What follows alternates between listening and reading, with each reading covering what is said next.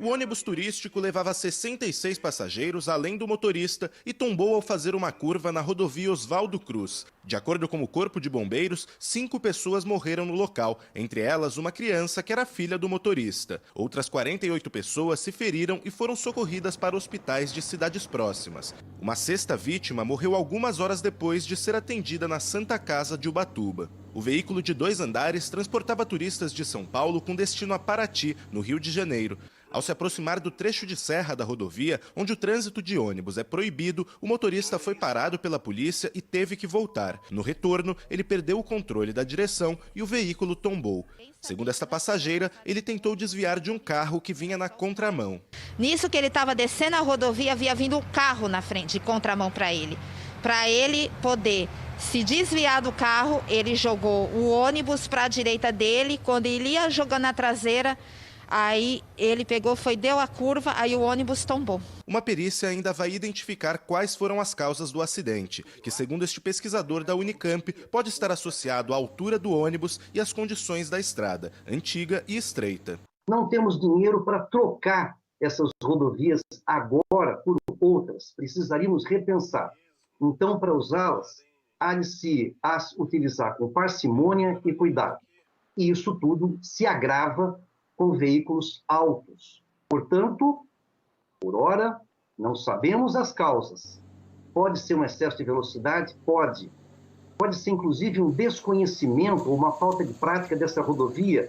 Sabe até agora realmente que foi uma tragédia que termina, ou pelo menos que tem 6 pessoas mortas. O Mark Figueiredo vai falar comigo ao vivo agora sobre os enterros, inclusive, dessas vítimas do acidente do ônibus que aconteceu nessa estrada aí do litoral, né, de São Paulo, ônibus que ia para o Rio de Janeiro. Ô Mark, a gente já sabe, já tem esse número triste de 6 pessoas mortas. E qual a situação desses corpos? Todos esses corpos já foram enterrados?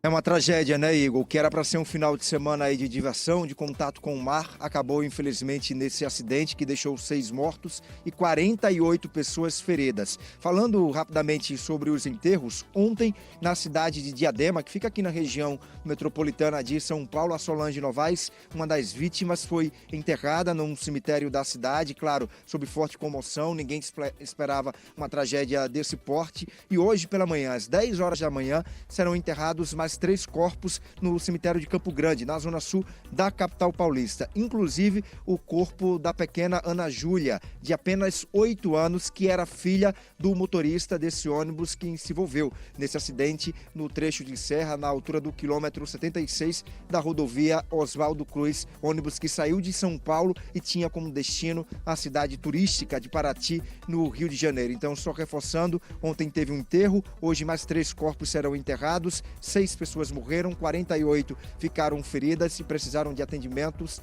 em hospitais da região. No total, 67 pessoas estavam nesse ônibus, Igor. Fica a nossa solidariedade, os nossos sentimentos aos familiares de todas essas vítimas, a torcida pela recuperação de quem ainda está hospitalizado, de quem ficou ferido. Ô Mark, só rapidamente para a gente encerrar, as causas do acidente, elas ainda estão sendo apuradas. Por enquanto, o que a polícia tem de mais concreto é justamente aquele depoimento da passageira que foi ouvida pela equipe do Primeiro Jornal, né? Exatamente, essa passageira diz que quando o ônibus retornava, porque seguia na rodovia, mas quando chegou num trecho de serra não pôde continuar, justamente porque era proibida a passagem de veículos como um ônibus. A polícia então pediu para que o motorista retornasse e essa passageira contou que nesse retorno ele teria cruzado com um carro que vinha na contramão, se desequilibrou, perdeu o controle, era um veículo de grande porte, de 2 andares e acabou tombando na via. 6 pessoas morreram, 48 feridas, inclusive a filha do motorista, né? Pois é, valeu, Mark. Obrigado pelas informações.